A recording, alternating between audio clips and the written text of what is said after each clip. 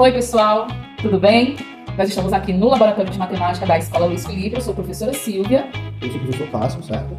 E hoje nós vamos ensinar para vocês, apresentar para vocês, um instrumento muito importante para vocês compreenderem Função, o conceito de função, e não errar mais nas questões que envolvem função, né? exatamente. E o instrumento que nós vamos utilizar hoje é o plano cartesiano, que vai representar a tábua de função. Mais precisamente a função afim. E o que é a função afim? A função afim é uma representação gráfica, minha gente. Olha só, aqui é o plano cartesiano. E a nossa ideia com esse instrumento é você conseguir mostrar o gráfico de uma função afim. Seja ela uma reta crescente, decrescente ou constante. E pessoal, mas função afim, esse conteúdo a gente vai ver no dia a dia sim, a gente vê sim. Por exemplo, quando você pede um delivery, né? É um lanche pra você e a sua namorada, seu namorado. São dois lanches. Nice. Tem um preço individual, né? E o preço dos dois. Só que o entregador, ele cobra uma taxa de entrega. Certo? E aí? Como é que você iria jogar essa situação, né? Um gráfico. Uma questão envolvendo função afim. Então, no dia a dia, realmente é um dos conteúdos que mais trabalha, que se vê, se visualiza no dia a dia, que é o conteúdo, né? Conceito e conteúdo de função afim. A gente vai mostrar para vocês, aqui na tábua de plano cartesiano, como se dá a construção desse gráfico, né? E da lei de formação com função afim.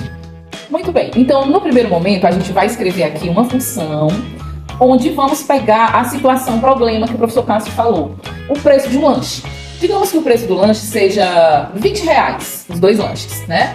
Mas que aí o entregador vai cobrar uma taxa de R$5 no delivery.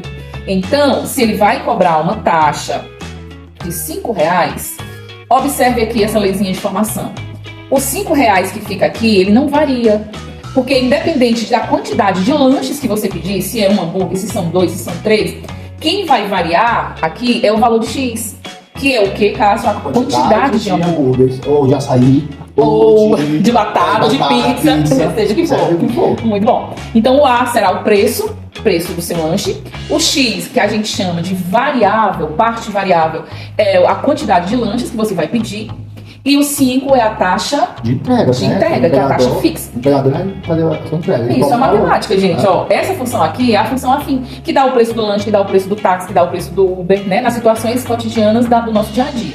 Então, levando essa função afim para a nossa tábua, como é que vai ficar isso aqui? Vamos primeiro entender. Essa linha que a gente chama de eixo das abscissas, né? Em uma função, ela vai conter em cada pontinho desse aqui uma unidade. Se eu tiver aqui, eu vou ter, olha o 0, que é a marca inicial. Eu vou ter, para a direita, 1, 2, 3, 4, reticência. Para a esquerda, como é? -1, -2, -3, -4. Eixo das abscissas ou então eixo dos zeros da função. Aqui nós temos o eixo... O eixo Y, que é o eixo das ordenadas. As ordenadas. Aqui no eixo Y, a gente localiza, pessoal, um termo muito importante da função afim, que é chamado coeficiente linear. Tá bom? O coeficiente linear é o primeiro coeficiente que você localiza e identifica numa função. Então, eixo das abscissas, eixo das ordenadas. Vamos pro quadro agora para a gente ver, depois a gente retorna para cá para ver essa função na prática. Esse é o nosso vídeo, né? Abordando o conteúdo de função afim. Tem uma situação. Vamos supor que você vai comprar, né, um lanche. E esse lanche ele custa R$8. No seu bairro, você paga uma taxa de entrega, lá a pessoa que vende o lanche informa que a taxa de entrega no seu bairro equivale a R$4. Só que você vai comprar 3 lanches, né? Um pra você, né? Um para o seu namorado, namorada e um seu irmão. Compra irmão do seu namorado, para agradar ele, né? Agradar o namorado. Só que são 3 lanches. Então, se eu comprar 3 lanches e um lanche custa R$8, 8 vezes 3 dá quanto? 24. 24 mais 4, 28. Ou seja, você vai pagar, né? Ele ia pagar R$28 para esses 3 lanches mais a taxa de entrega. Só que jogando aqui para essa função, onde esse f de x vai ser o meu 3. Então, por que 3? Porque 3 é a quantidade de lanches que eu vou comprar. E o x representa a quantidade, né, de lanches que você vai consumir, onde um lanche custa R$8. Então, fazendo essa continha aqui, ó, se o meu x equivale a 3, ou seja, esse x da função seria o meu 3 mais 4. 8 vezes 3 dá 24, com mais 4, 28. Ok? Uma dica interessante, você poderia pegar essa função e reduzir ela, ou aumentar, né, ou diminuir, simplificando. Essa função aqui, ela teria o mesmo peso, a mesma equivalência dessa. 2x mais 2x mais 1. Voltamos aqui para o nosso dispositivo para a gente colocar essas funções aqui no nosso plano cartesiano. Vamos iniciar pela primeira função que o professor Cássio explicou para vocês, o cálculo do zero da função e o cálculo do coeficiente linear. Primeira coisa que nós vamos fazer com o nosso dispositivo para colocar essa reta aqui nesse gráfico. Qual é o coeficiente linear da função? É 1 positivo. coeficiente linear, ele vai ficar onde? No eixo em pé, que é o eixo vertical. Como ele é uma unidade, e a gente tem essas bolinhas, ó, cada bolinha representa uma unidade. Então ele vai ficar, digamos que aqui é o 0, ele vai ficar aqui, ó, tá certo? Então nossa reta vai passar nesse pontinho. Uma segunda observação é que o 0 dessa função é menos o meio, conforme o professor Cássio calculou com vocês. Então, se o 0 é menos o meio, esse pontinho vai representar, como aqui nós temos apenas unidades, vamos colocar como se aqui fosse a metade, que eu não consigo colocar no menos 0,5. E a minha reta, olha lá, ó, ela vai passar por esses dois pontos. Deu para entender? Aqui nós vamos ter uma reta crescente, pois o coeficiente angular é positivo, e uma reta que o coeficiente linear é 1.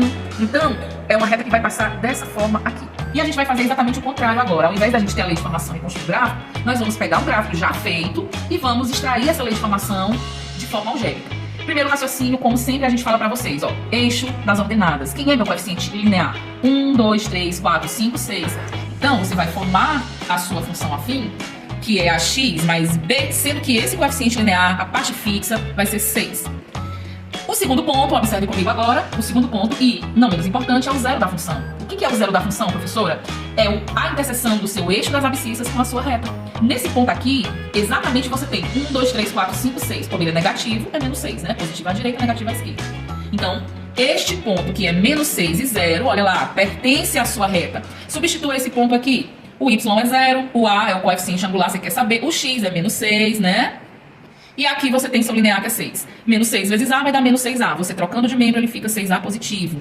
Ó, claramente você vai ter que a é igual a 6 dividido por 6 e, consequentemente, vai dar 1. Quem é 1, professor? O coeficiente angular da sua função. Como ele é positivo, indica dizer que sua função é crescente. E aqui é o gráfico da função. Gostou? Vocês vão mostrar que vocês aprenderam a nossa aula sobre função afim. Coloque aqui nos comentários do vídeo a resposta dessa função e dessa. A gente se vê no próximo vídeo.